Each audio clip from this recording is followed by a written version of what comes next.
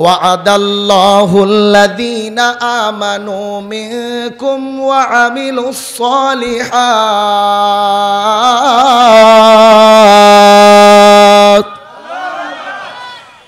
وعد الله الذين آمنوا منكم وعملوا الصالحات لا يستخلفنهم في الأرض मोमिन के साथ गलबे का वादा है कुरान में तो मोमिन है और गालिब नहीं तो नुक्सा है तेरे ईमान में तो मोमिन है और गालिब नहीं तो नुक्सा है तेरे ईमान में मुसलमान भाईरारे आमार खूब भालो करे बुझबेन আল্লাহর কুরআন তো মুমিনদের ব্যাপারে বিজয়ের ঘোষণা দিয়েছেন আল্লাহ তাআলা তো কুরআনের মধ্যে ওয়াদা করেছেন আল্লাহ তাআলা মুমিনদেরকে বিজয় দান করবেন গোটা পৃথিবীর ক্ষমতা তো ঈমানদার মুমিন মুসলমান যারা আছে তাদের হাতেই থাকবে গোটা বিশ্বকে মুসলমানেরাই নিয়ন্ত্রণ করবে আল্লাহ পাক রব্বুল আলামিন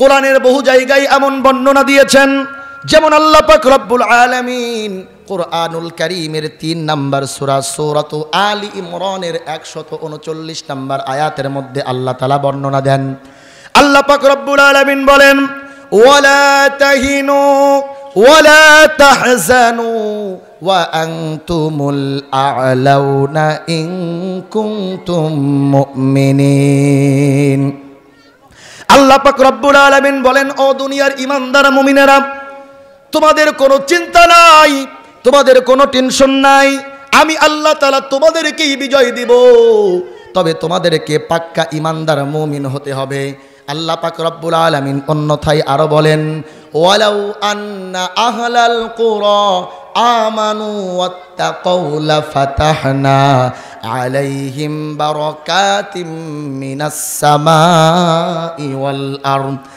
আল্লাহ পাক রব্বুল আলামিন বলেন যদি জনপদের লোকেরা আমি আল্লাহ তাআলার প্রতি ঈমান আনতো ওয়ালাউ আন্না আহলাল কুরা আমানু তারা যদি আমি আল্লাহ তাআলার প্রতি ঈমান আনতো ওয়াত্তাকাও এবং আমি আল্লাহকে ভয় করত তাহলে আমি আল্লাহ পাক রব্বুল আলামিন তাদেরকেই বিজয় দান করতাম আর তাদের জন্য আসমান এবং জমিনের সবকটি রহমতের দরজাকে খুলে দিতাম বলেন সুবহানাল্লাহ আল্লাহ পাক রব্বুল আলামিন কুরআনের বহু জায়গায় ঈমানদার মুমিন মুসলমানদের বিজয়ের ঘোষণা দিয়েছেন খুব ভালো করে বুঝবেন মুসলমান খুব ভালো করে বোঝার চেষ্টা করবেন আল্লাহ পাক রব্বুল আলামিন কুরআনের বহু জায়গায় ঈমানদার মুমিন মুসলমানের বিজয়ের ঘোষণা দিয়েছেন এরপরেও কেন আজকে কাশ্মীরের মুসলমানদেরকে জুলুম নির্যাতন নিষ্পীষণের শিকার হতে হয় এরপরেও কেন আজকে গাজার মুসলমানদেরকে জুলুম নির্যাতন নিষ্পীষণের শিকার হতে হয় এরপরেও কেন আজকে ফিলিস্তিনের মুসলমানদেরকে জুলুম নির্যাতন নিষ্পীষণের শিকার হতে হয় এরপরেও কেন বাংলাদেশের উলামায়ে কেরাম বাংলাদেশের ঈমানদার মুসলমানদেরকে কেন জুলুম নির্যাতন নিষ্পীষণের শিকার হতে হয় কারণ আল্লাহর কোরআনকে যেভাবে ধরার দরকার ছিল আল্লাহর কোরআনকে আমরা আমাদের নিজের মধ্যে যেভাবে ধারণ করার কথা ছিল সেভাবে আল্লাহর কোরআনকে আমরা আঁকড়ে ধরতে পারি নাই আল্লাহর কোরআনকে নিজের জীবনের মধ্যে আঁকড়ে ধরার মাধ্যমে পূর্ণাঙ্গ ঈমানদার মুমিন মুসলমান আমরা হতে পারি নাই যার কারণে আজকে গোটা বিশ্বের ক্ষমতা আমরা হারিয়েছি আজকে গোটা বিশ্বের কাফের মুশরিকদের কাছে আমাদেরকে জুলুম নির্যাতন নিষ্পীষণের শিকার হতে হয় কথা বলেন ঠিক কি না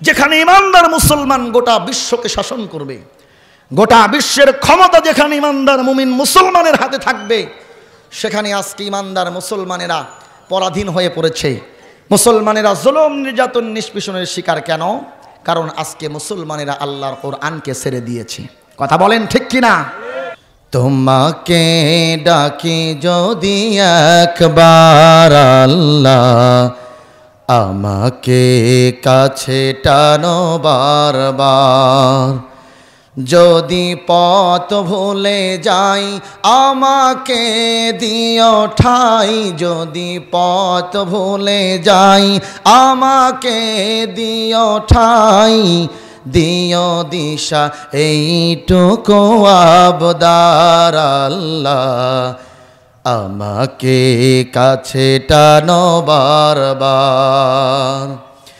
তোমাকে ডাকি যদি একবার আল্লাহ, আমাকে কাছে টানো বারবার।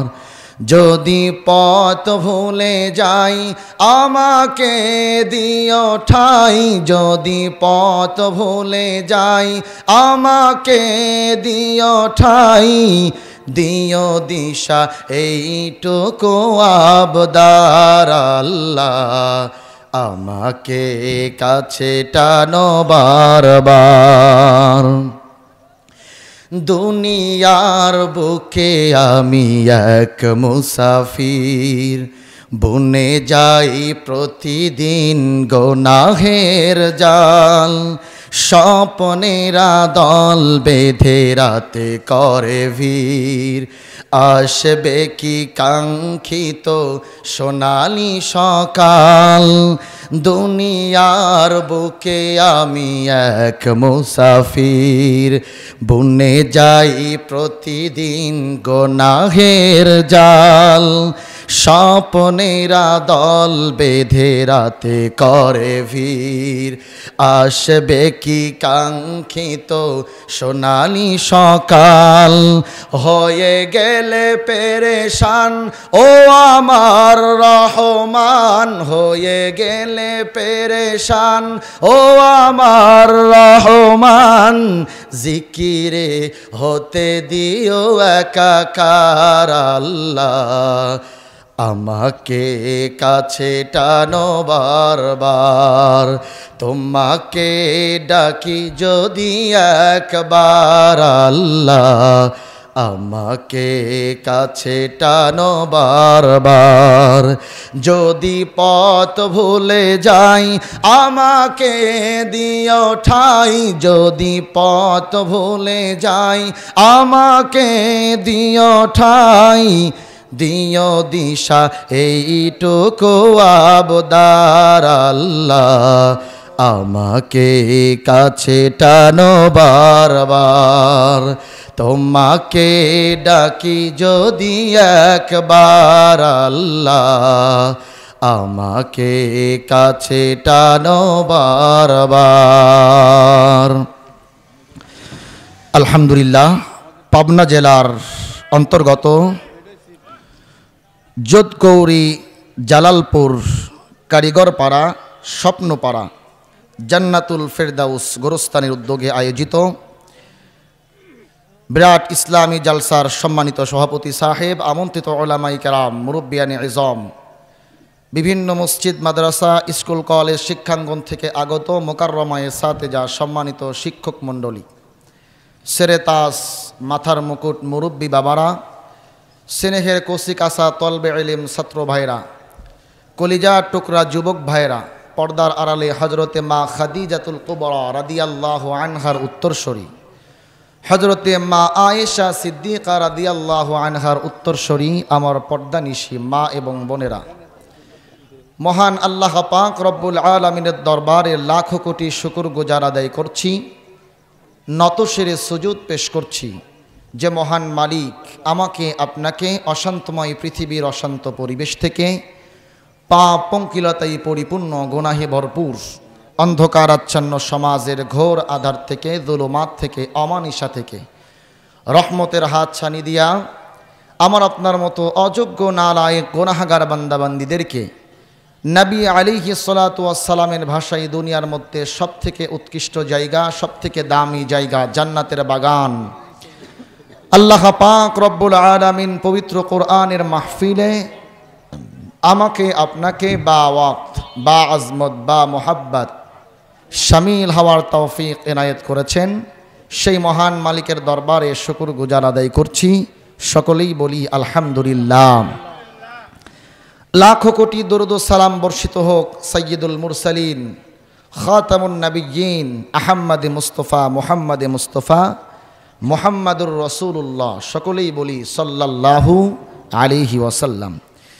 সম্মানিত উপস্থিতি, আল্লাহ পাক রব্বুল আলামিন আমাকে আপনাকে দয়া করেছেন, মায়া করেছেন, করুণা করেছেন বিধায় তার এই কোরআনের মাহফিলে আমি আপনি বসার সুযোগ পেয়েছি। কথা বলেন ঠিক কিনা? কোরআনের মজলিস এমন একটা মজলিস, এই কোরআনের মজলিসে যারা বসে কোরআনের আলোচনা শুনে আল্লাহ পাক রব্বুল আলামিন বিশেষ করে তাদেরকে 2টি পুরস্কার দান করেন। একটু চিল্লায় বলেন, কয়টা পুরস্কার? 2টি পুরস্কার আল্লাহ তাআলা তাদেরকে দান করেন। নাম্বার 1, যারা কোরআনের মজলিসে বসে কোরআনের আলোচনা শুনে আল্লাহ পাক রব্বুল আলামিন তার আসমান থেকে ওই সমস্ত বান্দাবান্দির উপরে খাস রহমত বর্ষণ করেন। বলেন সুবহানাল্লাহ। নাম্বার 2, আল্লাহ পাক রব্বুল আলামিন ওই সমস্ত বান্দাবান্দির জিন্দিগির গুনাহ খাতাকে মাফ করে দেন। বলেন সুবহানাল্লাহ। মুসলমান ভাইরা রে, আমার কথাগুলো দিল দিয়া বুঝবেন। এ পৃথিবীর বুকে আল্লাহ পাক রব্বুল আলামিনের অসংখ্য ফেরেশতা কুল রয়েছে। এই সমস্ত ফেরেশতাদের মধ্য থেকে আল্লাহ তাআলার কিছু রহমতের ফেরেশতারা আছে যারা আল্লাহর জমিনের মধ্যে বিচরণ করতে থাকে আর খুঁজতে থাকে কোথায় আল্লাহ পাক রব্বুল আলামিনের গোলামীরা আল্লাহর কুরআন নিয়ে আলোচনা করতেছে। আল্লাহর ওই সমস্ত রহমতের ফেরেশতারা এমন মজলিসগুলো খুঁজতে থাকে।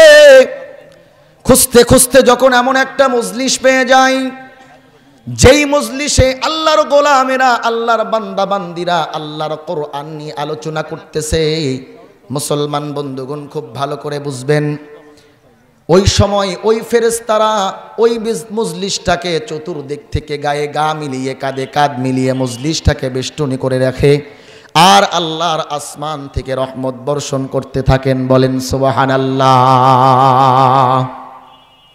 মুসলমান বন্ধুগণ খুব ভালো করে বোঝার চেষ্টা করবেন। আল্লাহ পাক রব্বুল আলামিন এই নিদারুণ দৃশ্য দেখার পরে ওই সমস্ত রহমতের ফেরেশতাদেরকে ডেকে বলেন, ও আমার রহমতের ফেরেশতারা, তোমরা ওই জায়গায় কি করো? তখন আল্লাহর ওই রহমতের ফেরেশতারা বলেন, রব্বুল আলামিন আপনার কিছু গোলামেরা আপনার কিছু বান্দা বান্দিরা আপনার কোরআন নিয়ে আলোচনা করতেছে, আপনার গুণকীর্তন করতেছে, প্রশংসা বর্ণনা করতেছে, যার কারণে মজলিসটাকে আমরা গায়ে গা মিলিয়ে কাঁধে কাঁধ মিলিয়ে মজলিসটাকে বেষ্টনী করে রেখেছি আর আপনার আসমান থেকে রহমত বর্ষণ করতেছি। বলেন সুবহানাল্লাহ। মুসলমান ভাইরারি আমার খুব ভালো করে বোঝার চেষ্টা করবেন। আল্লাহ পাক রব্বুল আলামিন ওই সমস্ত রহমতের ফেরেশতাদেরকে প্রশ্ন করেন, ও আমার রহমতের ফেরেশতারা, আমি আল্লাহ তাআলা জানতে চাই আমার যেই সমস্ত গোলামেরা আমার যেই সমস্ত বান্দা বান্দিরা আমি আল্লাহর কোরআনের মজলিসে বসে কোরআনের আলোচনা শুনতেছে, আমার ওই সমস্ত বান্দা বান্দিরা আমি আল্লাহ তাআলাকে দেখেছে নাকি? খুব ভালো করে বোঝার চেষ্টা করবেন। রহমতের ফেরেশতারা আল্লাহকে ডেকে বলেন, আল্লাহ, আপনার এই সমস্ত বান্দা বান্দিরা আপনি আল্লাহকে দেখে নাই? আল্লাহ পাক রব্বুল আলামিন আবারও প্রশ্ন করেন, তারা কি আমার জান্নাত দেখেছে নাকি? ফেরেশতারা বলেন, না না, তারা তো আপনার জান্নাতও দেখে নাই। আল্লাহ পাক রব্বুল আলামিন আবারও প্রশ্ন করেন, তাহলে কি তারা আমার জাহান্নাম দেখেছে নাকি? ফেরেশতারা বলেন, রব্বুল আলামিন তারা তো আপনার জাহান্নামও দেখে নাই। আল্লাহ পাক রব্বুল আলামিন ফেরেশতাদেরকে ডেকে বলেন, ও আমার ফেরেশতারা, ফাউশহিদুহুম ইন্নী কদ গফারতু লাহুম। ও আমার ফেরেশতারা, তাহলে তোমরা সাক্ষ্য থেকে যাও, আমার যেই সমস্ত বান্দা বান্দিরা আমি আল্লাহ তাআলাকে না দেখে আমি আল্লাহর প্রতি ঈমান আনলো, আমি আল্লাহকে ভয় করে আমার জান্নাতের আশায় আমার কোরআনের মজলিসে বসে গেল, জাহান্নামের ভয় দিলের মধ্যে নিয়ে কোরআনের আলোচনা শোনার জন্য বসে গেল, ফাউশহিদুহুম ইন্নী কদ গফারতু লাহুম, তোমরা সাক্ষ্য থেকে যাও আমি আল্লাহ পাক রব্বুল আলামিন আমার ওই সমস্ত বান্দা বান্দির জিন্দেগীর গুনাহ খাতাগুলোকে মাফ করে দিলাম। বলেন সুবহানাল্লাহ।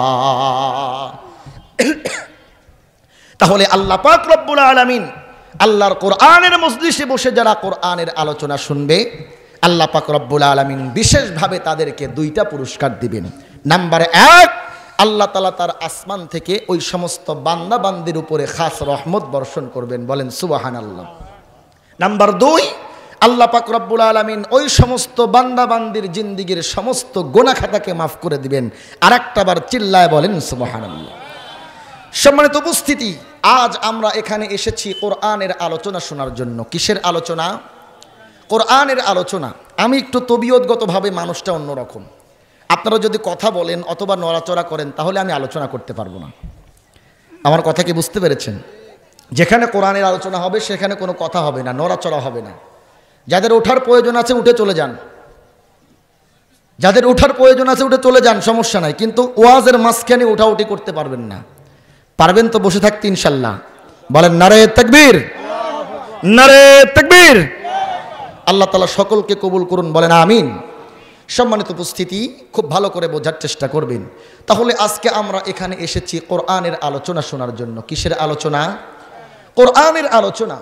খুব ভালো করে বুঝবেন, আল্লাহ পাক রব্বুল আলামিন আমাদেরকে যত নিয়ামত দান করেছেন, সমস্ত নিয়ামতের মধ্য থেকে সবথেকে দামি নিয়ামতের নাম হলো কোরআন। এই যে আল্লাহ তাআলা আমাদেরকে সৃষ্টি করেছেন, সমস্ত সৃষ্টিকুলের মধ্য থেকে সবথেকে দামি করে সৃষ্টি করেছেন। আল্লাহ তাআলার যত মাখলুকাত আছে, সৃষ্টিজীব আছে, সমস্ত সৃষ্টিজীবের মধ্য থেকে মানব জাতি সবথেকে উৎকৃষ্ট। বলেন আলহামদুলিল্লাহ। আল্লাহ তাআলা সমস্ত সৃষ্টির মধ্য থেকে আমাদেরকে সবথেকে বেশি দামি করেছেন। শুধু তাই নয়, মানব জাতির মধ্যে সবথেকে উত্তম জাতি উম্মতে মুহাম্মাদি করেছেন। এটা আল্লাহর পক্ষ থেকে আরও বড় নিয়ামত। এর চাইতেও বড় নিয়ামত হলো আল্লাহ তাআলা আমাদের জীবনটাকে সুন্দরভাবে পরিচালনার জন্য আল্লাহ একটা বিধান দিয়েছেন, যার নাম হলো কোরআন। বলেন আলহামদুলিল্লাহ। মুহতারাম হাজিরিন, আল্লাহ তাআলা এই কোরআন কেন দান করলেন? কোরআনটাকে শুধুমাত্র তেলাওয়াত করার জন্য আল্লাহ দান করেন নাই। কোরআনটা শুধুমাত্র তেলাওয়াত করা হবে অথবা মসজিদ মাদ্রাসার তাকের মধ্যে সুন্দরভাবে জুজদানের মধ্যে পেঁচিয়ে সাজিয়ে রাখতে হবে, আল্লাহ তাআলা এই জন্য কোরআনকে নাজিল করেন নাই। বরং আল্লাহ পাক রব্বুল আলামিন পৃথিবীর সমস্ত মানুষের হেদায়েতের জন্য, সমস্ত মানুষকে অন্ধকার থেকে বের করে আলোর রাস্তা দেখানোর জন্য আল্লাহ তাআলা এই কোরআন নাজিল করেছেন। বলেন ঠিক কিনা? আল্লাহ পাক রব্বুল আলামিন কোরআনুল কারীমের 14 নম্বর সূরা, সূরাত ইব্রাহিমের প্রথম আয়াতের মধ্যে আল্লাহ তাআলা বর্ণনা দেন। আল্লাহ পাক রব্বুল আলামিন বলেন, আলিফ লাম রা কিতাবুন আনজালনাহু ইলাইকা লিতুখরিজান নাস মিনাজ যুলুমাতি ইলান নূর। বলেন আল্লাহু আকবার, আল্লাহু আকবার। মুহতারাম হাজিরিন, আল্লাহ পাক রব্বুল আলামিন তার পিয়ারা হাবিবকে ডেকে বলেন, ওগো হাবিব, এই যে কোরআন আমি আপনাকে দিলাম, আমি আল্লাহ কোরআন কেন আপনাকে দান করেছি? এই কোরআনের মাধ্যমে ধর্ম বর্ম নির্বিশেষে, জাতি গোষ্ঠী নির্বিশেষে সমস্ত শ্রেণীর মানুষকে আপনি অন্ধকার থেকে টেনে বের করে আলোর রাস্তা দেখাবেন। এজন্য আমি আল্লাহ তাআলা এই কোরআনকে নাজিল করেছি। মুহতারাম হাজিরিন, দুঃখজনক হলেও সত্য, আল্লাহ তাআলা যেই কোরআনকে আমাদের জীবনের জীবন বিধান হিসাবে দান করেছেন, ওই কোরআনের সঙ্গে আমাদের ন্যূনতম সম্পর্ক নাই। কথা বলেন ঠিক কিনা? মুসলমানের সন্তান আল্লাহর কোরআনের সঙ্গে সম্পর্ক নাই। মনে রাখবেন, আল্লাহ তাআলার পক্ষ থেকে এই যে কোরআন, কোরআন যার কাছে আছে পৃথিবীর সবথেকে দামি সম্পদ তার কাছে আছে। কথা বলেন ঠিক কিনা? কোরআনের শিক্ষা যার কাছে আছে পৃথিবীর সবথেকে দামি শিক্ষা তার কাছে আছে। কথা বলেন ঠিক কিনা? শিক্ষার কথা বলতেই আমাদের বাংলাদেশের 2024 সালের শিক্ষা কারিকুলামের কথা মনে পড়ে গেল। সোশ্যাল মিডিয়ার কল্যাণে আপনারা দেখেছেন, গতবার যেই শিক্ষা ব্যবস্থা আমাদের ছিল 2023 শিক্ষা ব্যবস্থা ছিল বানরের শিক্ষা। কথা বলেন ঠিক কিনা? আমাদেরকে চলে বলে আমাদের ছোট্ট ছোট্ট সন্তানদেরকে শেখানোর চেষ্টা করা হয়েছে, তোমরা তো বানরের জাতি, বানরের লাফালাফি, বানর কিভাবে আসলো, বানর থেকে কিভাবে মানুষ তৈরি হলো, এ সমস্ত আউল ফাউল কথা আমার সন্তানদেরকে শেখানোর চেষ্টা করা হয়েছে। এইবার আমার অঙ্ক, ইংরেজি, বাংলা, ধর্ম, বিজ্ঞান সমস্ত কিছুকে বাদ দিয়ে এখন আমার সন্তানকে ব্যাঙের প্যাক প্যাক আওয়াজ শেখানো হচ্ছে। কথা বলেন ঠিক কিনা? বলতে চাই না, তারপরেও বলতে হয়। আজকে আমার সন্তানের ভবিষ্যৎকে কিভাবে নষ্ট করার পাই তারা চলতেছে। বলুন তো দেখি, বাংলা, অঙ্ক, ইংরেজি, ভূগোল, বিজ্ঞান এগুলো সমস্ত বাদ দিয়ে সন্তানকে ব্যাঙের আওয়াজ, প্যাক প্যাক আওয়াজ, ব্যাঙ কিভাবে লাফায়, কিভাবে ডিম ভাজতে হয়, কিভাবে বার্গার তৈরি করতে হয়, এগুলো শেখানোর কি খুব বেশি প্রয়োজন ছিল? কথা বলেন, খুব বেশি প্রয়োজন ছিল? ছিল না। আমরা তো বাংলা মাটির সন্তান, ব্যাঙ কিভাবে লাফায়, ব্যাঙ কিভাবে প্যাক প্যাক আওয়াজ করে, আমাদের সন্তানেরা এমনি শিখবে। কথা বলেন ঠিক কিনা? সোনার সন্তানদের মূল্যবান সময়কে নষ্ট করে, ক্লাসের পড়াকে বন্ধ করে ক্লাসের মধ্যে ব্যাঙের লাফালাফি শিক্ষা দেওয়া, ডিম কিভাবে ভাজতে হয়, বার্গার কিভাবে বানাতে হয়, এগুলো শিখিয়ে আমার সন্তানের মূল্যবান সময়কে নষ্ট করে সন্তানের ভবিষ্যৎকে নষ্ট করে একটা পায়তারা চলতেছে। কথা বলেন ঠিক কিনা? মুহতারাম হাজিরিন, খুব ভালো করে বুঝবেন, মাননীয় প্রধানমন্ত্রীকে আমি দৃষ্টি আকর্ষণ করতে চাই, শিক্ষা কারিকুলামকে যারা নিয়ন্ত্রণ করে, শিক্ষা কারিকুলামকে যারা নিয়ন্ত্রণ করতেছে, সুকৌশলে জাতিকে ধ্বংস করার একটা পায়তারা শুরু করেছে। কথা বলেন ঠিক কিনা? আমি একজন সচেতন নাগরিক হিসাবে, আমি একজন সচেতন অভিভাবক হিসাবে কখনোই আমার সন্তানকে শিক্ষার নামে জ্ঞান শূন্য করে সন্তানের ভবিষ্যৎকে নষ্ট করতে পারি না। কথা বলেন ঠিক কিনা? আমি সরকারকে উদাত্ত আহ্বান জানাবো, অবশ্যই শিক্ষার প্রতি আপনাকে গুরুত্ব দিতে হবে, শিক্ষার প্রতি নজরদারি করতে হবে, যাতে করে শিক্ষার নামে আমার সন্তানরা শিক্ষাহীন হয়ে তার ভবিষ্যৎ নষ্ট না হয়। কথা বলেন ঠিক কিনা? আল্লাহ পাক রব্বুল আলামিন এই ফিতনা থেকে, এই চক্রান্ত থেকে আমাদের সকলকে হেফাজত করুন, বলেন আমিন। সম্মানিত উপস্থিতি, যাই হোক, আমার আলোচনার বিষয় এইটা না। আমার আলোচনার বিষয় কোরআনুল কারীম থেকে একখানা আয়াতে কারিমা আমি তেলাওয়াত করেছি। সম্মানিত উপস্থিতি, খুব ভালো করে বুঝবেন, কোরআনুল কারীম থেকে একখানা আয়াতে কারিমা আমি তেলাওয়াত করেছি। রাসূলুল্লাহ সাল্লাল্লাহু আলাইহি ওয়াসাল্লামের অসংখ্য অগণিত হাদিস থেকে একখানা হাদিস আমি আপনাদের খিদমতে তেলাওয়াত করেছি। এই আয়াত এবং রাসূলুল্লাহ সাল্লাল্লাহু আলাইহি ওয়াসাল্লামের হাদিসের উপরেই সংক্ষিপ্ত সময়ের মধ্যে আমি আলোচনা করার জন্য চেষ্টা করব। ঠিক আছে, আসছে না?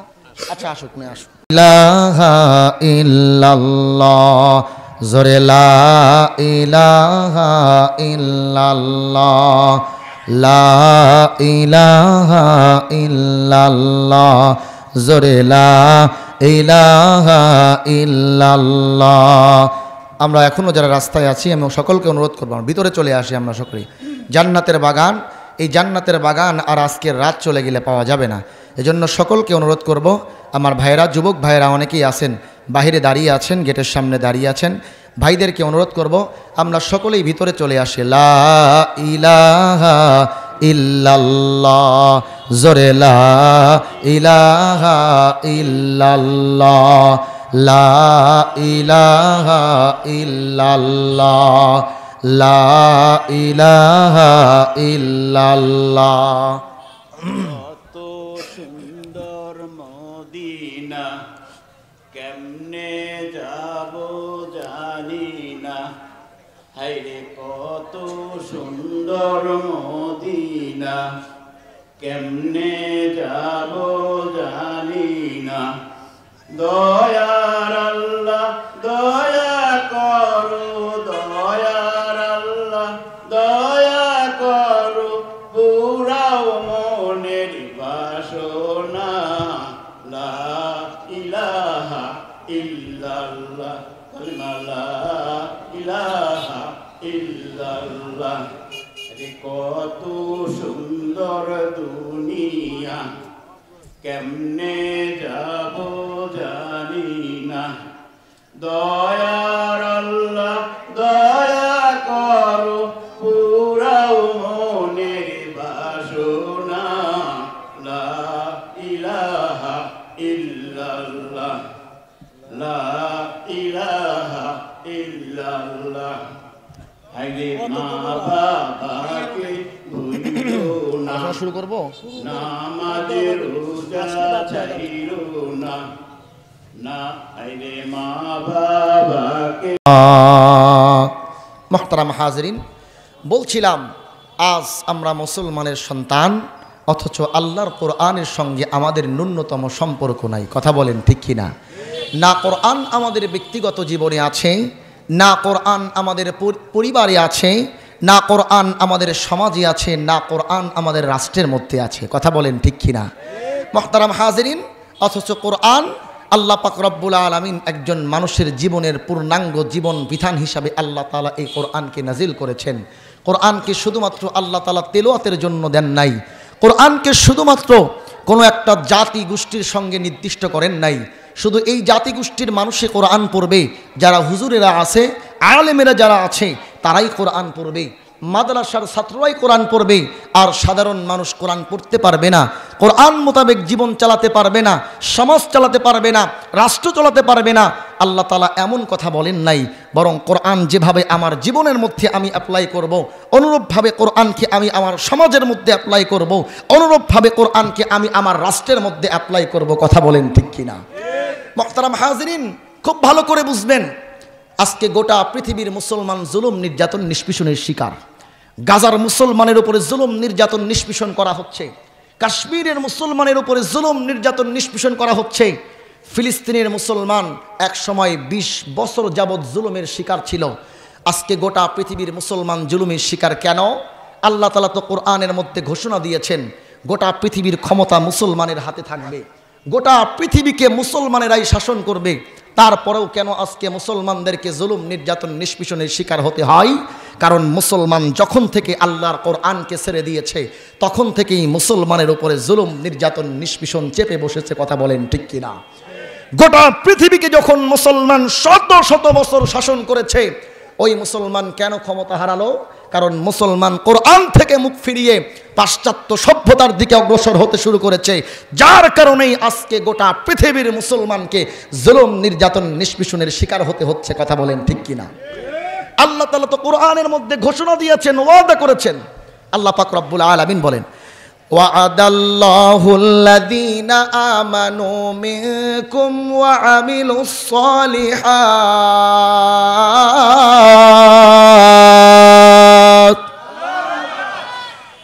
ওয়া'আদাল্লাহুল্লাযীনা আমানু মিনকুম ওয়া আমিলুস সালিহাতি লা ইয়াস্তাখলিফান্নাহুম ফিল আরদ। मोमिन के साथ गलबे का वादा है कुरान में, तो मोमिन है और गालिब नहीं तो नुक्सा है तेरे ईमान में, तो मोमिन है और गालिब नहीं तो नुक्सा है तेरे ईमान में। मुसलमान भाईरा रे आमार खूब भालो करे बुझबेन, আল্লাহর কোরআন তো মুমিনদের ব্যাপারে বিজয়ের ঘোষণা দিয়েছেন। আল্লাহ তাআলা তো কোরআনের মধ্যে ওয়াদা করেছেন আল্লাহ তাআলা মুমিনদেরকেই বিজয় দান করবেন। গোটা পৃথিবীর ক্ষমতা তো ইমানদার মুমিন মুসলমান যারা আছে তাদের হাতেই থাকবে। গোটা বিশ্বকে মুসলমানেরাই নিয়ন্ত্রণ করবে। আল্লাহ পাক রব্বুল আলামিন কোরআনের বহু জায়গায় এমন বর্ণনা দিয়েছেন, যেমন আল্লাহ পাক রব্বুল আলামিন কুরআনুল কারীমের 3 নম্বর সূরা সূরাতু আলী ইমরানের 139 নম্বর আয়াতের মধ্যে আল্লাহ তাআলা বর্ণনা দেন। আল্লাহ পাক রব্বুল আলামিন বলেন, ওয়ালা তাহিনু ওয়ালা তাহজানু ওয়া আনতুমুল আ'লাউনা ইন কুনতুম মুমিনিন। আল্লাহ পাক রব্বুল আলামিন বলেন, ও দুনিয়ার ঈমানদার মুমিনেরা, তোমাদের কোনো চিন্তা নাই, তোমাদের কোনো টেনশন নাই, আমি আল্লাহ তাআলা তোমাদেরকেই বিজয় দিব। তবে তোমাদেরকে পাক্কা ঈমানদার মুমিন হতে হবে। আল্লাহ পাক রব্বুল আলামিন অন্যথায় আরো বলেন, ওয়ালাউ আন্না আহলাল কুরা আমানু ওয়াত্তাকাউ লাফাতাহনা আলাইহিম বারাকাতিম মিনাস সামাই ওয়াল আরদ। আল্লাহ পাক রব্বুল আলামিন বলেন, যদি জনপদের লোকেরা আমি আল্লাহ তাআলার প্রতি ঈমান আনতো, ওয়ালাউ আন্না আহলাল কুরা আমানু, তারা যদি আমি আল্লাহ তাআলার প্রতি ঈমান আনতো, ওয়াত্তাকাও এবং আমি আল্লাহকে ভয় করত, তাহলে আমি আল্লাহ পাক রব্বুল আলামিন তাদেরকেই বিজয় দান করতাম, আর তাদের জন্য আসমান এবং জমিনের সব কোটি রহমতের দরজাকে খুলে দিতাম। বলেন সুবহানাল্লাহ। আল্লাহ পাক রব্বুল আলামিন কোরআনের বহু জায়গায় ঈমানদার মুমিন মুসলমানদের বিজয়ের ঘোষণা দিয়েছেন। খুব ভালো করে বুঝবেন মুসলমান, খুব ভালো করে বোঝার চেষ্টা করবেন। আল্লাহ পাক রব্বুল আলামিন কোরআনের বহু জায়গায় ইমানদার মুমিন মুসলমানের বিজয়ের ঘোষণা দিয়েছেন। এরপরেও কেন আজকে কাশ্মীরের মুসলমানদেরকে জুলুম নির্যাতন নিষ্পীষণের শিকার হতে হয়? এরপরেও কেন আজকে গাজার মুসলমানদেরকে জুলুম নির্যাতন নিষ্পীষণের শিকার হতে হয়? এরপরেও কেন আজকে ফিলিস্তিনের মুসলমানদেরকে জুলুম নির্যাতন নিষ্পীষণের শিকার হতে হয়? এরপরেও কেন বাংলাদেশের ওলামায়ে কেরাম, বাংলাদেশের ইমানদার মুসলমানদেরকে কেন জুলুম নির্যাতন নিষ্পীষণের শিকার হতে হয়? কারণ আল্লাহর কোরআনকে যেভাবে ধরার দরকার ছিল, আল্লাহর কোরআনকে আমরা আমাদের নিজের মধ্যে যেভাবে ধারণ করার কথা ছিল, সেভাবে আল্লাহর কোরআনকে আমরা আঁকড়ে ধরতে পারি নাই। আল্লাহর কোরআনকে নিজের জীবনের মধ্যে আঁকড়ে ধরার মাধ্যমে পূর্ণাঙ্গ ইমানদার মুমিন মুসলমান আমরা হতে পারি নাই। যার কারণে আজকে গোটা বিশ্বের ক্ষমতা আমরা হারিয়েছি। আজকে গোটা বিশ্বের কাফের মুশরিকদের কাছে আমাদেরকে জুলুম নির্যাতন নিষ্পীষণের শিকার হতে হয়। কথা বলেন ঠিক কিনা? যেখানে ইমানদার মুসলমান গোটা বিশ্বকে শাসন করবে, গোটা বিশ্বের ক্ষমতা যেখানে ইমানদার মুমিন মুসলমানের হাতে থাকবে, সেখানে আজকে ইমানদার মুসলমানেরা পরাধীন হয়ে পড়েছে। মুসলমানেরা জুলুম নির্যাতন নিষ্পীষণের শিকার কেন? কারণ আজকে মুসলমানেরা আল্লাহর কোরআনকে ছেড়ে দিয়েছে। কথা বলেন ঠিক কিনা? মনে রাখবেন, আল্লাহর কোরআন পৃথিবীর মধ্যে সবথেকে দামি, সবথেকে শক্তিশালী মিসাইলের নাম। আল্লাহর কোরআন পৃথিবীর মধ্যে সবথেকে শক্তিধর মিসাইলের নাম। কিছু মিসাল দিলে আপনাদের ভালো বুঝে আসবে। আপনারা জানেন, আমাদের তালেবান ভাইয়েরা যারা আছে, আমাদের আফগানিস্তানে যে সমস্ত ভাইয়েরা আছে, 20 বছর যাবৎ যুদ্ধ করেছে পৃথিবীর মধ্যে সবথেকে শক্তিধর রাষ্ট্রের সঙ্গে। কথা বলেন ঠিক কিনা? পৃথিবীর মধ্যে সামরিক শক্তির দিক থেকে সবথেকে বেশি শক্তিশালী হলো আমেরিকা। কথা বলেন ঠিক কিনা? আমেরিকার সঙ্গে যুদ্ধ করেছে 20 বছর যাবৎ। যাদের কোনো বস্ত্র ছিল না, অস্ত্র ছিল না, পায়ে স্যান্ডেল ছিল না। কথা বলেন ঠিক কিনা? আমাদের এই সমস্ত তালেবান ভাইয়েরা 20 বছর যুদ্ধ করেছে এমন একটা বাহিনীর সঙ্গে যারা পৃথিবীর মধ্যে সবথেকে বেশি শক্তিধর, সবথেকে বেশি শক্তিধর। তারপরেও শেষ পর্যন্ত ওই আমেরিকা লেজ গুটিয়ে পালাতে বাধ্য হয়েছে। কেন? কারণ তালেবান ভাইদের কাছে একটা অস্ত্র ছিল, যার নাম হলো কোরআন। কথা বলেন ঠিক কিনা? আজকেও যদি ইমানদার মুমিন মুসলমান আল্লাহর কোরআনকে সামনে রাখতে পারে, মানুষের তৈরি তন্ত্রমন্ত্রকে ছেড়ে দিয়ে আল্লাহর কোরআনকে একমাত্র জীবনের জীবন বিধান হিসেবে গ্রহণ করতে পারে, আল্লাহ তাআলা ইমানদার মুমিন মুসলমানদেরকে আজকেও বিজয় দান করবেন। কথা বলেন ঠিক কিনা? সম্মানিত মুসলিমবৃন্দ, ইতিমধ্যেই আমরা খবর পেয়েছি আমাদের মাননীয় সংসদ সদস্য গোলাম ফারুক প্রিন্স ভাই জালালপুর বাজারে গাড়ি রেখে দলবল নিয়ে হেঁটে আসছেন। অলরেডি মোবাইল বোর্ড তোলার কাছাকাছি চলে এসেছেন। আমাদের ছেলেপেলেরা সবাই সুবহানাল্লাহ ভাইদের মোড়ে চলে যাও, আয়েব ভাই করে মোড়ে চলে যাও। আমাদের ছেলেপেলে এমপি সাহেব লোকজন নিয়ে হেঁটে চলে আসতেছে, ওনাদের সাথে করে তোমরা এখানে পৌঁছায় দাও। ধন্যবাদ সবাইকে। আর আপনারা যারা মুসল্লি কেরাম আছেন, আপনারা মঞ্চে চলে আসুন। ধন্যবাদ।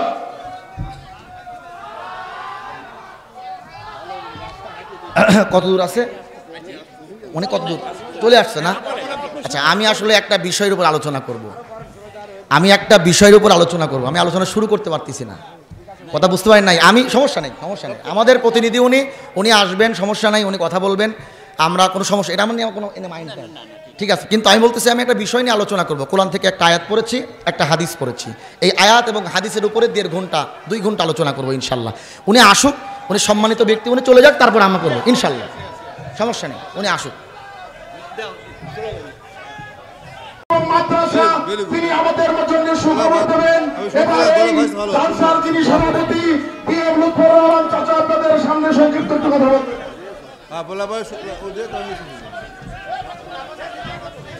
আসসালামু আলাইকুম। আমন্ত্রিত অতিথিবৃন্দ ইতিমধ্যে বসে গেছে। আপনারা বিশৃঙ্খলা সৃষ্টি করবেন না, আমি আপনাদের করজোড়ে নিবেদন করছি। আপনারা দয়া করে একটু বসে যান, একটু গেটটা ছেড়ে দিয়ে বসে যান।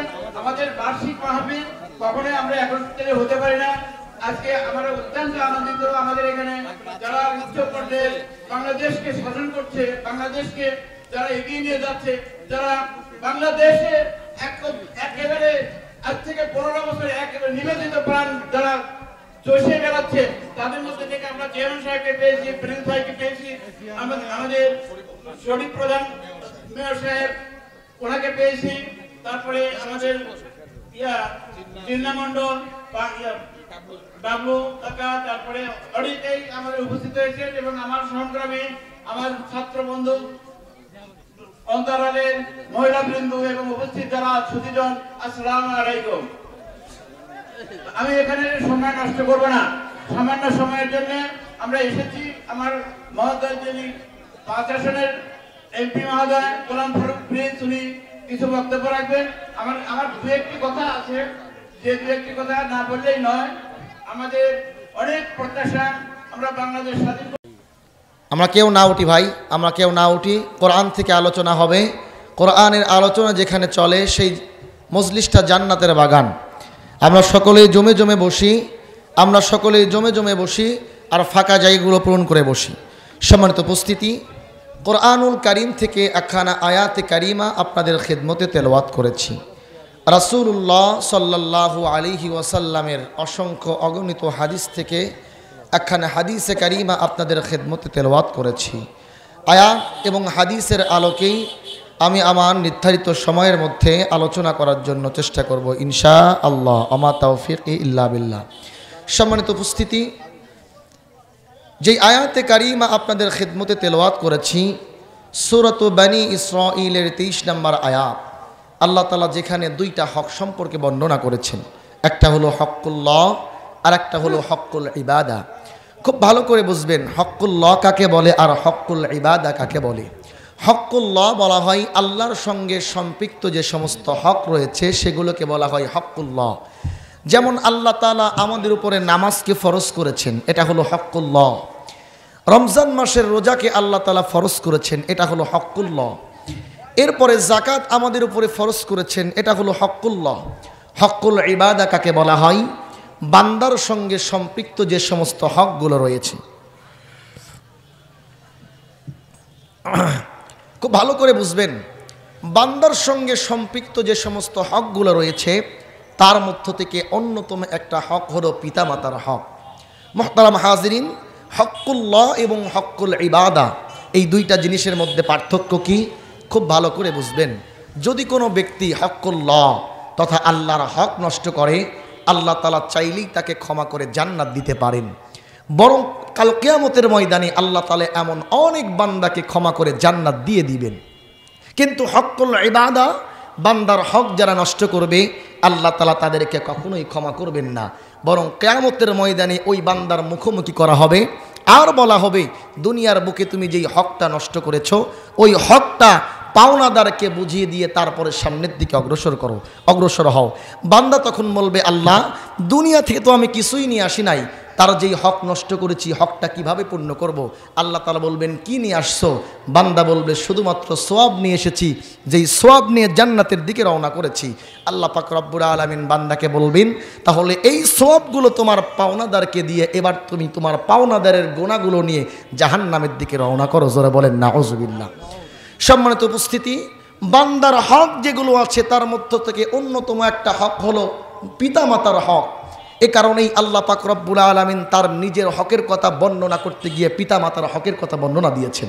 আল্লাহ পাক রব্বুল আলামিন কোরআনুল কারীমের 17 নম্বর সূরা সূরাত বনী ইসরাঈলের 23 নম্বর আয়াতের মধ্যে আল্লাহ তাআলা বর্ণনা দেন।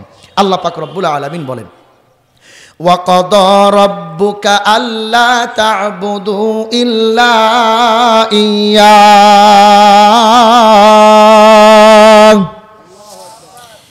وَقَضَى رَبُّكَ أَلَّا تَعْبُدُوا إِلَّا إِيَّاهُ وَبِالْوَالِدَيْنِ إِحْسَانًا। तरबियत से तेरी में अंजम के हम किस्मत हो, घर मेरे अजदाद का सरमाया इज्जत हो, उम्र भर तेरी मोहब्बत मेरी खिदमत कर रही, मैं तेरी खिदमत के काबिल जब हो, मैं तेरी खिदमत के काबिल जब हो। মুসলমান ভাইরারে আমার কথাগুলো দিল দিয়া বুঝবেন। আল্লাহ আল্লাহ পাক রব্বুল আলামিন কুরআনুল কারীমের 17 নম্বর সূরা সূরাতু বানী ইসরাঈলের 23 নম্বর আয়াতের মধ্যে আল্লাহ তাআলা বর্ণনা দেন। আল্লাহ পাক রব্বুল আলামিন বলেন, ওয়াকাদা রাব্বুকা আল্লা তা'বুদু ইল্লা ইয়্যাহু ওয়া বিল ওয়ালিদাইনি ইহসানা। আল্লাহ পাক রব্বুল আলামিন বলেন, আমি আল্লাহ তাআলার পক্ষ থেকে তোমাদের জন্য চূড়ান্ত পর্যায়ে সিদ্ধান্ত হলো তোমরা শুধুমাত্র কেবলমাত্র তোমাদের রবের ইবাদত করবে। তোমরা তোমাদের রবের সঙ্গে কোনো কিছুকে শরীক করতে পারবা না। এটা আমি আল্লাহ পাক রব্বুল আলামিনের পক্ষ থেকে চূড়ান্ত পর্যায়ের সিদ্ধান্ত। এটা আমি আল্লাহ তাআলার পক্ষ থেকে 1 নম্বরের চূড়ান্ত পর্যায়ের সিদ্ধান্ত। এরপরে আমি আল্লাহ পাক রব্বুল আলামিনের পক্ষ থেকে চূড়ান্ত পর্যায়ের সিদ্ধান্ত হলো তোমরা তোমাদের রবের ইবাদতের পরে তোমরা তোমাদের মা বাবার খেদমত করবে, মা বাবার ইবাদত করবে, মা বাবার সঙ্গে ভালো আচরণ করবে। অবিল ওয়ালিদাইনি ইহসানা, মা বাবার সঙ্গে ইহসান করবে। মুসলমান বন্ধুগণ খুব ভালো করে বোঝার চেষ্টা করবেন, কোন পদ্ধতিতে কোন প্রক্রিয়ায় মা বাবার সঙ্গে ভালো আচরণ করতে হবে। আল্লাহ পাক রব্বুল আলামিন আয়াতের পরের অংশের মধ্যে জানায়া দেন। আল্লাহ পাক রব্বুল আলামিন বলেন, ইম্মা ইয়াবলুগান্না ইনদাকাল কিবারা আহাদুহুমা আও কিলাহুমা ফালা তাকুল লাহুমা উফফিন ওয়ালা তানহারহুমা ওয়া কুল লাহুমা কওলান কারীমা। জোরে বলেন আল্লাহু আকবার। আল্লাহ পাক রব্বুল আলামিন বলেন, তোমাদের মা বাবা যখন বার্ধক্যে উপনীত হবে, তোমাদের মা বাবা যখন বৃদ্ধ হয়ে যাবে, তখন তাদের সঙ্গে ভালো আচরণ করবে। খবরদার তাদেরকে কষ্ট দিয়ে কথা বলতে পারবে না, তাদের সঙ্গে এমন আচরণ করতে পারবে না যেই আচরণ দেখে তারা দিলের মধ্যে কষ্ট পেয়ে উফ শব্দ পর্যন্ত মুখ দিয়ে বের করে, অথবা তাদের আচরণ দেখে বিরক্ত হয়ে তোমরা তোমাদের মুখ থেকে জবান থেকে উফ শব্দ পর্যন্ত ব্যবহার করতে পারবা না। এবং তোমরা তোমাদের মা বাবার সঙ্গে শিষ্টাচারপূর্ণ আচরণ করবে, মা বাবাকে সম্মান করে চলবে। এরপরে কি করবে? আল্লাহ পাক রব্বুল আলামিন পরের আয়াতের মধ্যে বর্ণনা দেন। আল্লাহ পাক রব্বুল আলামিন বলেন, ওয়াখফিদ লাহুমা জানাহায যুল্লি মিনার রাহমাতি ওয়া কুর রাব্বিরহামহুমা কামা রাব্বায়ানি সগীরা। আল্লাহ পাক রব্বুল আলামিন বলেন, তোমরা তোমাদের মা বাবার কাছে ভালোবাসার সহিত তাদের কাছে মাথা নত করে দিবে। আর আমি আল্লাহ তাআলার কাছে তোমাদের মা বাবার জন্য দোয়া করবে, রাব্বিরহামহুমা কামা রাব্বায়ানি সগীরা। আমি আল্লাহর কাছে তোমরা তোমাদের মা বাবার জন্য দোয়া করবে, হায় আল্লাহ আমাদের মা বাবাকে অনুরূপ দয়া আর করুণা করুন। আমাদের মা বাবা ছোট্টবেলায় আমাদের প্রতি যেমন দয়া আর করুণা করেছেন। মুসলমান বন্ধুগণ খুব ভালো করে বোঝার চেষ্টা করেন, আল্লাহ পাক রব্বুল আলামিন সন্তানকে এমন দোয়া কেন শিক্ষা দিলেন? সন্তানকে তো আল্লাহ তাআলা এমন দোয়াও শিক্ষা দিতে পারতেন, তোমরা তোমাদের মা বাবার জন্য আমি আল্লাহর কাছে দোয়া করবে, আমি আল্লাহ পাক রব্বুল আলামিন যেন তোমাদের মা বাবার কবরটাকে জান্নাতের টুকরা বানায়া দেই। অথবা আল্লাহ তাআলা সন্তানকে তো এমন দোয়াও শিক্ষা দিতে পারতেন, তোমরা তোমাদের মা বাবার জন্য দোয়া করবে, আমি আল্লাহ পাক রব্বুল আলামিন যেন তোমাদের মা বাবার কবরের মধ্যে সওয়াল জবাবগুলোকে সহজ করে দেই।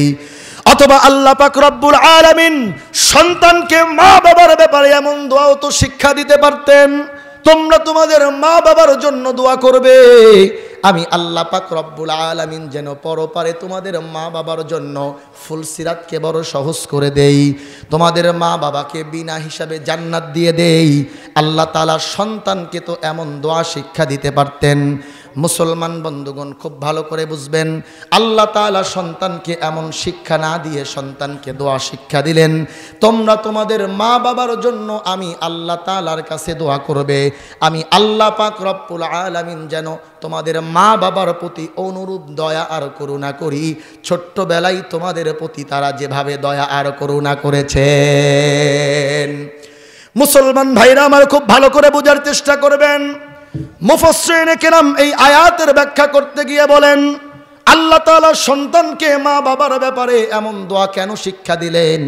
কারণ দুনিয়ার বুকে মা বাবা তার সন্তানকে যেমন মোহাব্বত করে ভালোবাসে, ছোট্টবেলায় যেভাবে দয়া মায়া আর মোহাব্বত ভালোবাসা দিয়ে একটু একটু করে বড় করে তুলে, পৃথিবীর বুকে এমন ভালোবাসার দৃষ্টান্ত আর কেউ দেখাতে পারে না।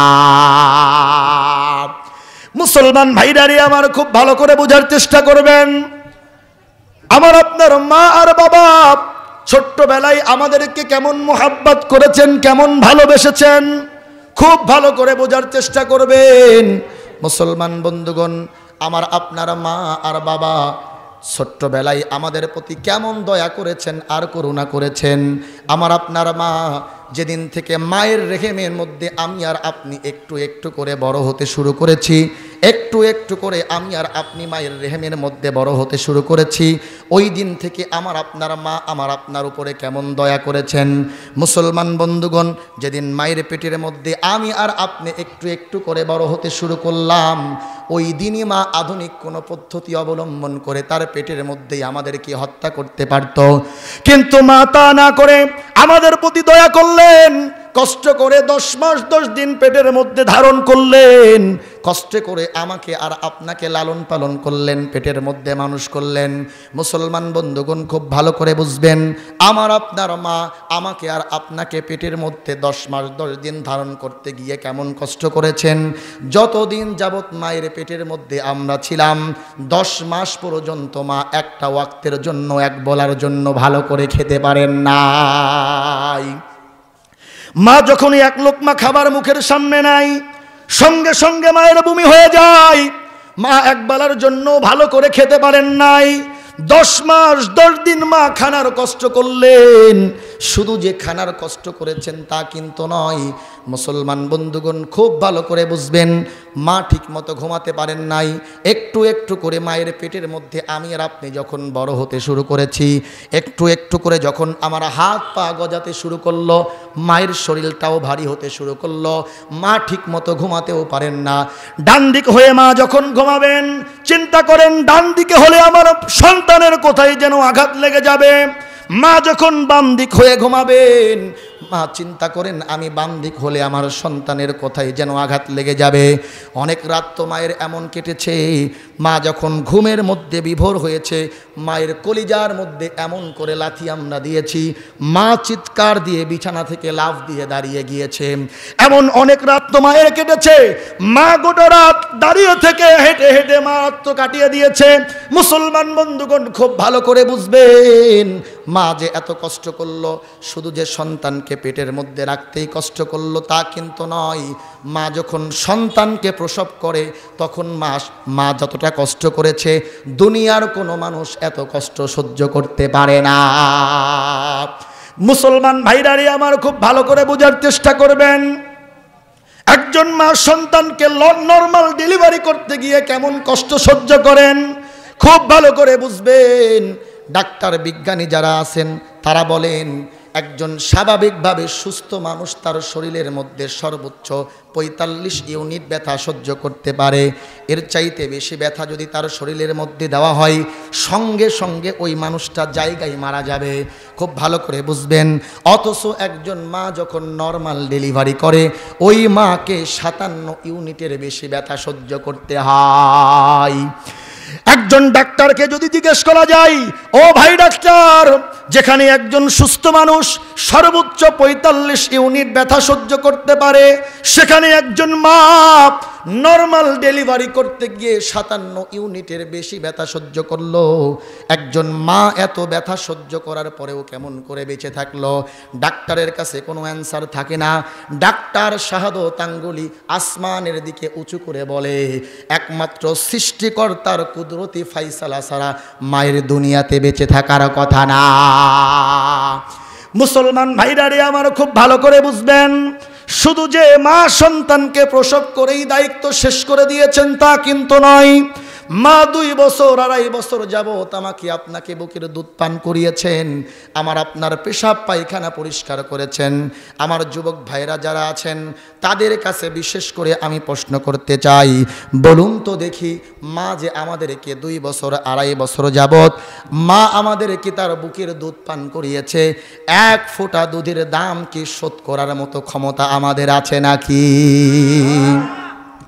মায়ের 1 ধার দুধের দাম কাটিয়া গায়ের চাম, মায়ের 1 ধার দুধের দাম কাটিয়া গায়ের চাম, পাপোশ বানায়া দিলেও শোধ হবে না রে, এমন দরদি মায়ার কে হই হবে না।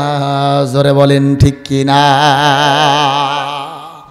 দুনিয়াতে আমার আপনার অনেক আপন মানুষ থাকতে পারে, আমার আপনার অনেক ভালোবাসার মানুষ থাকতে পারে। আমার ঘরের সব থেকে কাছের মানুষ, দুনিয়ার মধ্যে যার সঙ্গে আমি সব থেকে কাছাকাছি বসবাস করি, আমার ঘরের স্ত্রী। কথা বলেন ঠিক কিনা? আমার আপনার স্ত্রী আমাদেরকে অনেক বেশি মোহাব্বত করতে পারে, ভালোবাসতে পারে।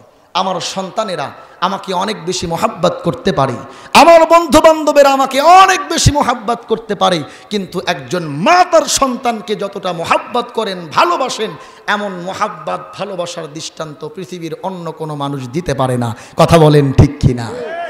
মা যে কত বড় নিয়ামত, সন্তান তো আজকে এটা জানে না। আল্লাহ তাআলার পক্ষ থেকে মা যে সন্তানের জন্য কত বড় নিয়ামত, সন্তান তো এটা জানে না। যদি জানতো তাহলে মায়ের সঙ্গে খারাপ আচরণ করতো না। কথা বলেন ঠিক কিনা?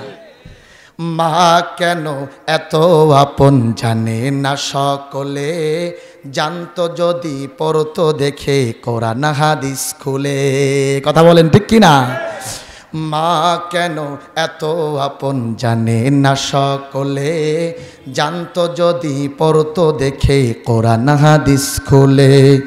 একটি হজের সওয়াব মিলে, কবুল হজের সওয়াব মিলে, মাকে একবার দেখিলে। মা কেন এত দামি জানে না সকলে, জানতো যদি পড়তো দেখে কোরআন হাদিস খুলে। মা কেন এত দামি জানে না সকলে, জানতো যদি পড়তো দেখে কোরআন হাদিস খুলে। 10 মাস 10 দিন গর্ভে ধারণ করেছিলেন মা, সহ্য করেছিলেন মায়ে যতই যন্ত্রণা। ঠিক কিনা? 10 মাস 10 দিন গর্ভে ধারণ করেছিলেন মা, সহ্য করেছিলেন মায়ে যতই যন্ত্রণা।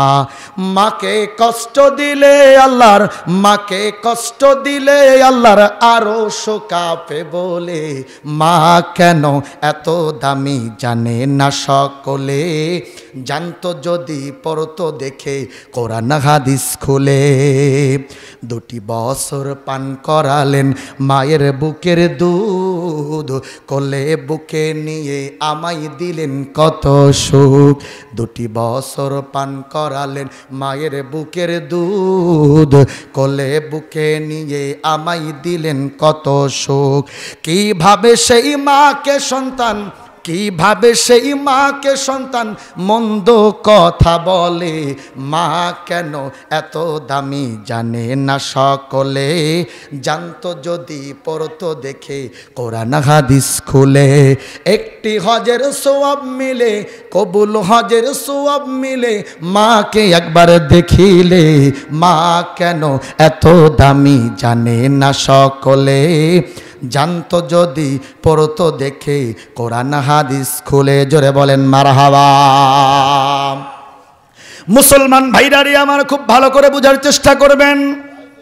লক্ষ লক্ষ টাকা খরচ করে আপনি হজ করেছেন, ওই হজ আল্লাহর দরবারে কবুল হবে কি হবে না তার কোনো গ্যারান্টি নাই। কথা বলেন ঠিক কিনা? কিন্তু মায়ের চেহারার দিকে যদি সন্তান একবার নেক নজরে তাকাই, আল্লাহ তাআলা ওই সন্তানের আমল নামাই আল্লাহ তাআলা সঙ্গে সঙ্গে একটা কবুল হজের সওয়াব লিখে দেন।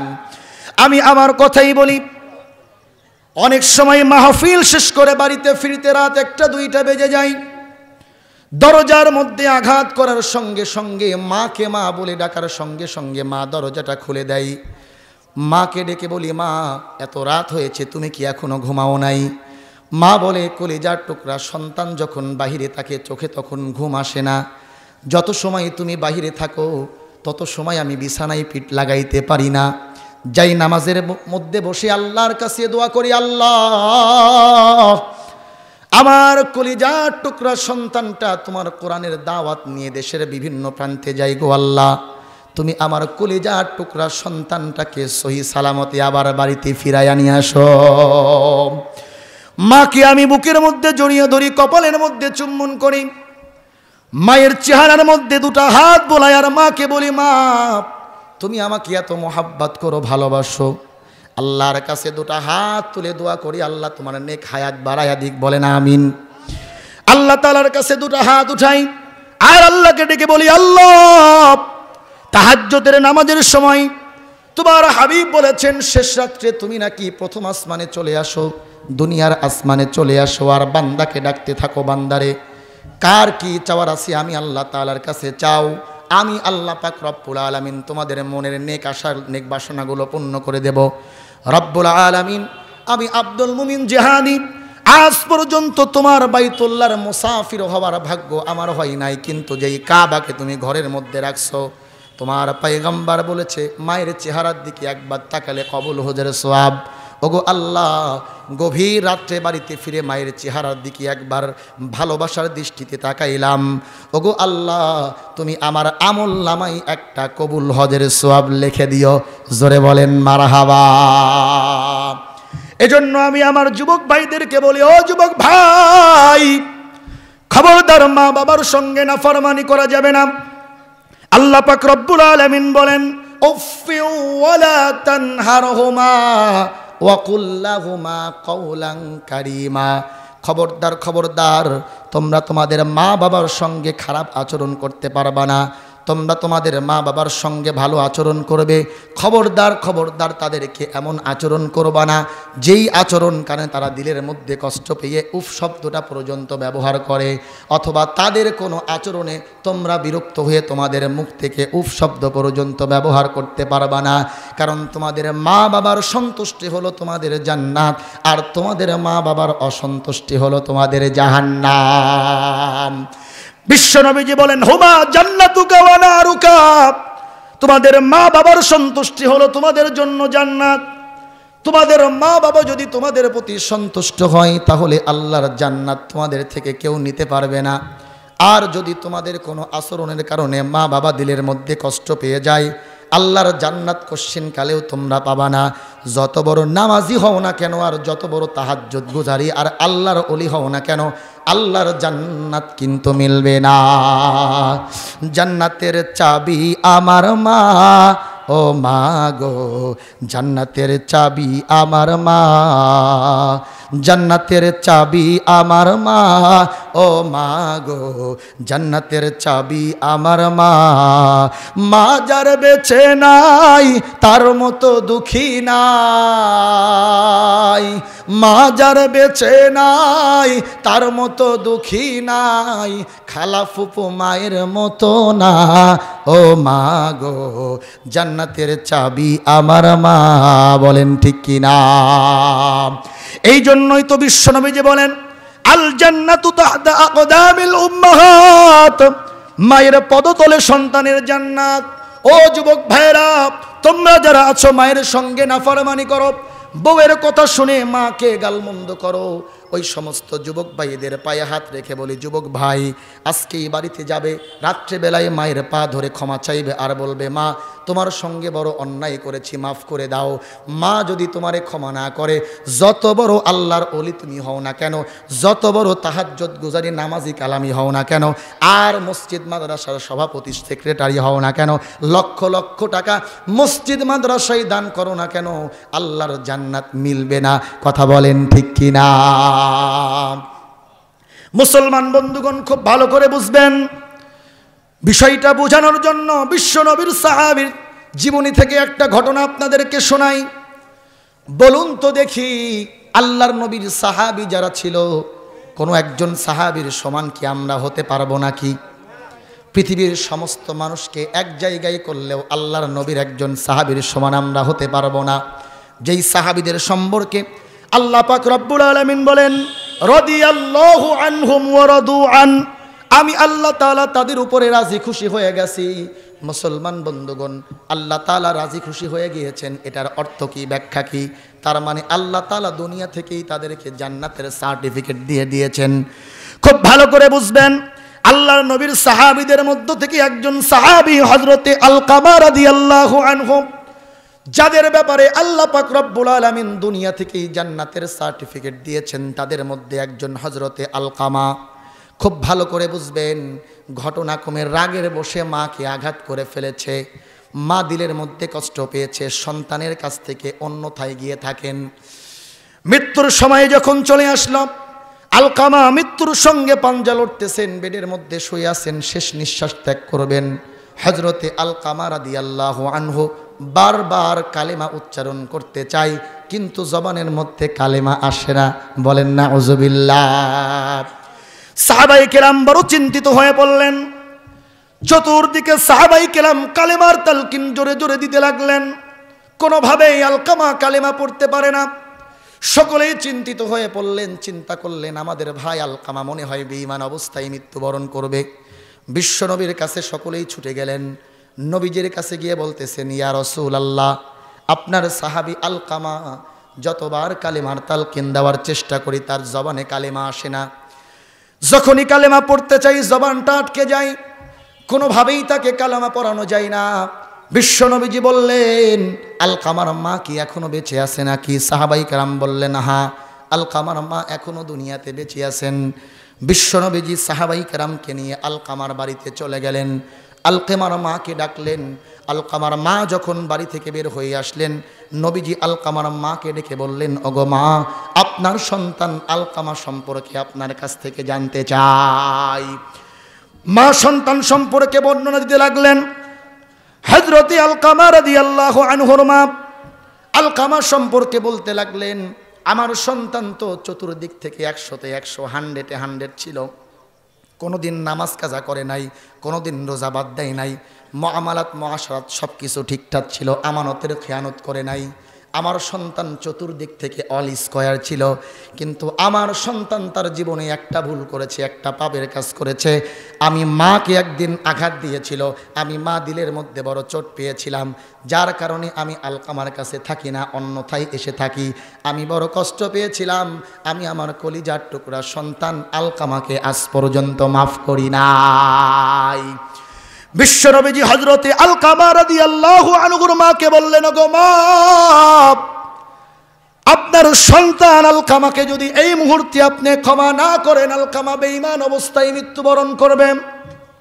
আলকামার মা অভিমান করে বলেন, ইয়া রাসূলুল্লাহ, আলকামা আমাকে আঘাত করেছে, তারপরে আমার সঙ্গে আর কোনোদিন যোগাযোগ করে নাই, আমারে বড় কষ্ট দিয়েছে, দিলের মধ্যে বড় চোট পেয়েছি, আমি আমার সন্তান আলকামাকে মাফ করতে পারবো না।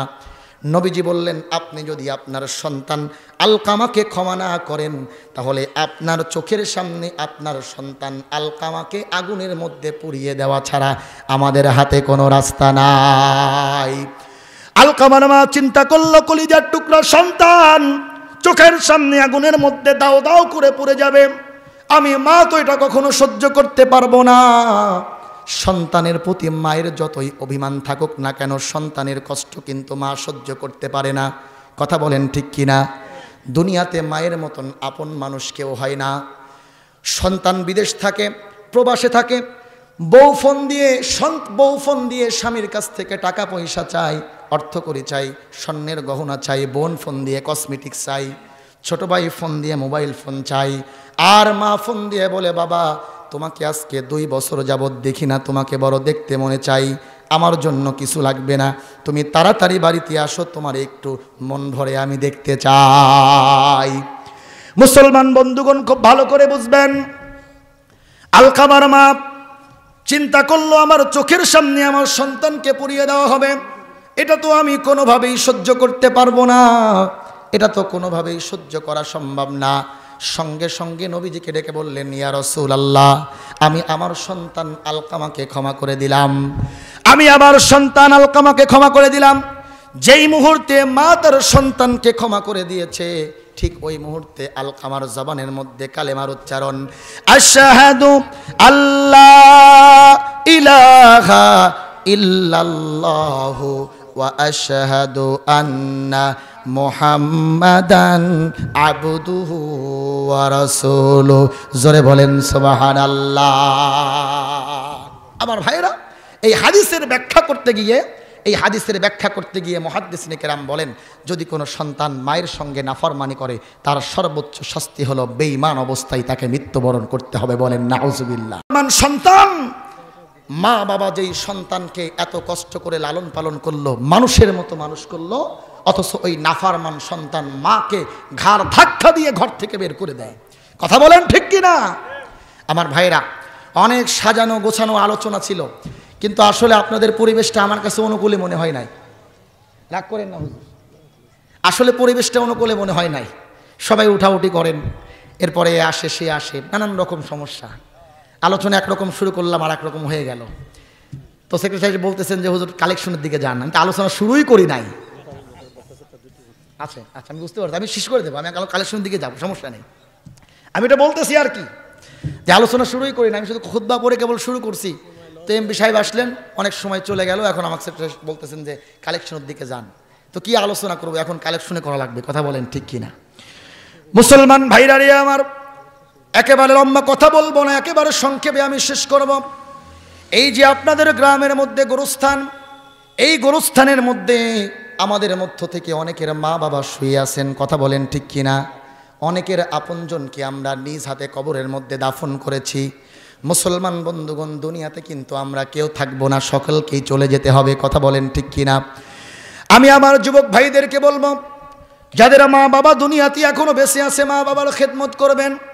আর যাদের মা বাবা কবরে চলে গেছে, মা বাবার জন্য দোয়া করবেন। আল্লাহ তাআলা দোয়া শিক্ষা দিয়েছেন, রব্বির হামহুমা কামা রব্বায়ানি সগীরা। হায় আল্লাহ, আমার মা বাবার প্রতি অনুরূপ দয়া আর করুণা করুন। আমাদের মা বাবা ছোট্টবেলায় আমাদের প্রতি যেমন দয়া করেছেন, করুণা করেছেন। 5 ওয়াক্ত নামাজের পরে মা বাবার জন্য দোয়া করবেন। শুধু তাই নয়, যাদের মা বাবা কবরস্থানে শুয়ে আছেন, কবরের পাশে দাঁড়িয়ে সূরা ফাতিহাটা পড়বেন, সূরা ইখলাস 3 বার পড়বেন, দরুদ শরীফ পড়বেন। আর মায়ের কবরের সামনে দাঁড়িয়ে আল্লাহর কাছে হাত দুটো তুলে দোয়া করবেন, আল্লাহ, যে মা আমাকে এত কষ্ট করে লালন পালন করেছেন, মানুষের মতো মানুষ করেছেন, সেই মাটা আজকে দুনিয়া থেকে বিদায় নিয়ে চলে গেছে, কবরের মধ্যে একাকী শুয়ে আছে। কবর বড় কঠিন জায়গা রে ভাই। কবরের মধ্যে কেউ কোনো দিন দুনিয়ার কোনো কিছু নিয়ে যেতে পারে না। কবরের সামান দুনিয়া থেকে যারা নিয়ে যায়, নেকি যারা নিয়ে যায়, সোয়াব যারা নিয়ে যায়, কবর তাদের জন্য বড় সুখময় জায়গা, জান্নাতের টুকরা হয়ে যায়। আর যারা আল্লাহর নাফরমানি করে কবরে যায়, কবর তাদের জন্য জাহান্নাম হয়ে যায়। কথা বলেন ঠিক কিনা?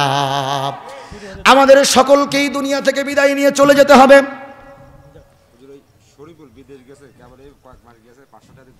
শরীফুল ইসলাম বিদেশ গেছেন, প্রবাসী ভাই 500 টাকা দিয়ে দোয়া চেয়েছেন, বলেন মারহাবা। নারে তাকবীর।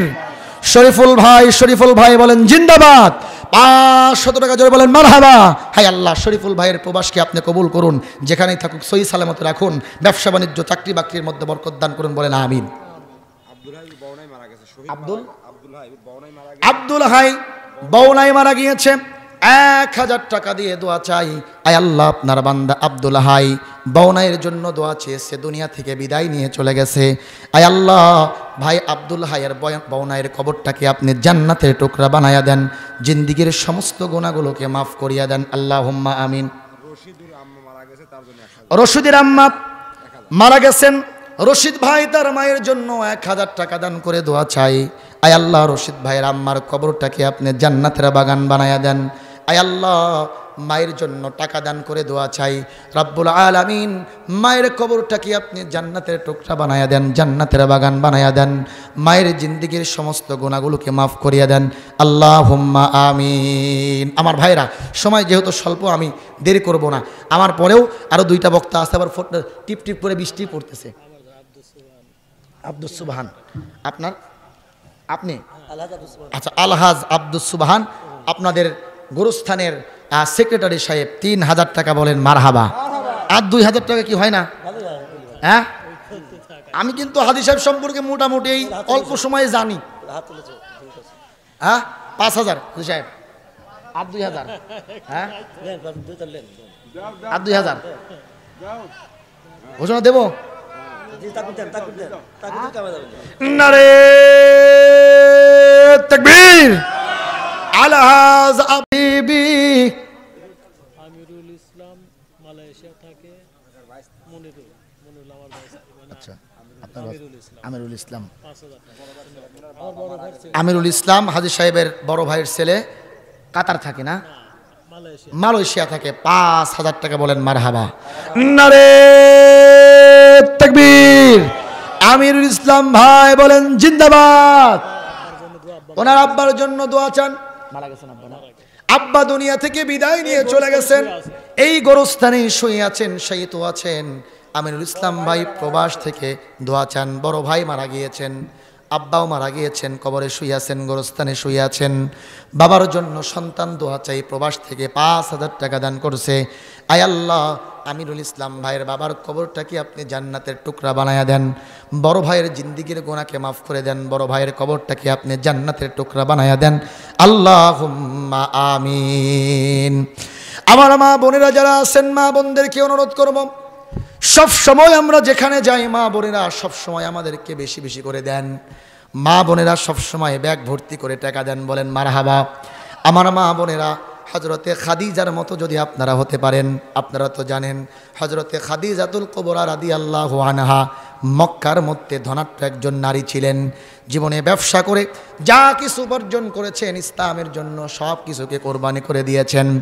হযরতে খাদিজাতুল কুবরা রাদিয়াল্লাহু আনহা মৃত্যু শয্যায় যখন সাকরাতুল মাউতে চলে আসলেন, মৃত্যুবরণ করবেন, বিশ্বনবীজি হযরতে খাদিজাতুল কুবরা রাদিয়াল্লাহু আনহাকে জিজ্ঞেস করলেন, ওগো খাদিজা, তোমার তো ইসলামের জন্য এত বড় কুরবানি, ইসলামের জন্য এত বড় কুরবানি তুমি করেছো, তোমার জীবনের অর্জিত সমস্ত অর্থ করে এগুলোকে দিনের জন্য তুমি কুরবানি করে দিয়েছো। ওগো খাদিজা, তোমার জীবনের অন্তিম মুহূর্তে আমি নবীজির কাছে কি আবদার আছে বলো। খাদিজা বললেন, ইয়া রাসূলুল্লাহ, আমার 3টা আবদার আছে। 1 নাম্বার আবদার হলো, ওগো ইয়া রাসূলুল্লাহ, 1 নাম্বার আবদার হলো আমি যখন মৃত্যুবরণ করব তখন আমার কাফনটা আপনার জুব্বা দ্বারা করাবেন। 2 নাম্বার আবদার হলো আমাকে যখন কবরের মধ্যে রাখবেন কবরের চতুর্দিকে আপনি একটা পাক দিবেন। 3 নাম্বার আবদার হলো আমাকে কবরে মাটি চাপা দেওয়ার পরে কবরের সামনে আপনি দাঁড়ায় বসে থাকবেন। ইয়া রাসূলুল্লাহ, এই 3টা আবদার আমার। বিশ্বনবীজি বললেন, ওগো খাদিজা, কেন এই 3টা আবদার তুমি করলে? হযরতে খাদিজা বলেন, ইয়া রাসূলুল্লাহ, আমি বিশ্বাস করি আপনি নবীজি যেই জুব্বা মোবারক পরেছেন, যেই জুব্বার সঙ্গে আপনার ঘাম জড়িত আছে, ওই জুব্বা দ্বারা আমি খাদিজাকে যদি কাফন করানো হয় তাহলে কবরের মধ্যে আযাব আমাকে স্পর্শ করতে পারবে না। নাম্বার 2, কবরের মধ্যে চতুর্দিকে আপনি চক্কর দিবেন। ইয়া রাসূলুল্লাহ, আমি বিশ্বাস করি আপনি যদি আমার কবরের মধ্যে একটা চতুর্দিকে চক্কর দেন ওই কবরের মধ্যে কোনো আযাব ঢুকতে পারবে না। নাম্বার 3, কবরের সামনে এজন্যই আপনি বসে থাকবেন যখন ফেরেশতারা এসে আমাকে 3টা প্রশ্ন করবে। ইয়া রাসূলুল্লাহ, আমার বড় ভয় হয় যে ওই 3টা প্রশ্নের জবাব মনে হয় আমি দিতে পারবো না। ইয়া রাসূলুল্লাহ, এজন্য আপনি কবরের সামনে বসে থাকবেন, ফেরেশতারা এসে যখন প্রশ্ন করবে আপনি এই 3টা প্রশ্নের জবাব দিয়ে দিবেন।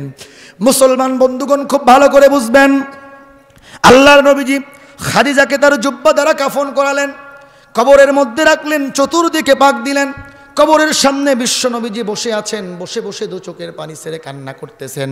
আল্লাহ তাআলা হযরতে জিবরাইলকে পাঠাইয়া দিলেন, পাঠাইয়া নবীজিকে জানাইয়া দিলেন, ওগো নবীজি, খাদিজা ইসলামের জন্য দ্বীনের জন্য যত বড় কুরবানি আপনাকে বসে থাকতে হবে না, ফেরেশতাদের প্রশ্নের জবাব আমি আল্লাহ তাআলা নিজেই দিয়ে দেব। বলেন সুবহানাল্লাহ। আমার মা বোনদেরকে আমি বলবো, আমার সম্মানিত মা বোনেরা, হযরতে খাদিজাতুল কুবরা রাদিয়াল্লাহু আনহার মতো আপনি যদি কুরবানি করতে পারেন, ইসলামের জন্য যদি আপনার কুরবানি থাকে, ইসলামের জন্য যদি আপনি জান মালকে কুরবানি করতে পারেন, কাল কিয়ামতের ময়দানে আল্লাহ তাআলা আপনাকেও খাদিজার মতোই কবুল করে নেবেন। বলেন ঠিক কি না? কিয়ামতের ময়দানে আমরা বড় অসহায় হয়ে পড়ব, ওই কিয়ামতের ময়দানে কঠিন মুহূর্তে আমাদের আপন মানুষ কেউ থাকবে না। আমার আপনার মা বাবা দুনিয়ার মধ্যে সব থেকে আপন যারা, কিয়ামতের ময়দানে তারা বড় পর হয়ে যাবে। আল্লাহ পাক রব্বুল আলামিন কোরআনুল কারীমের মধ্যে বলেন, লিল্লাহি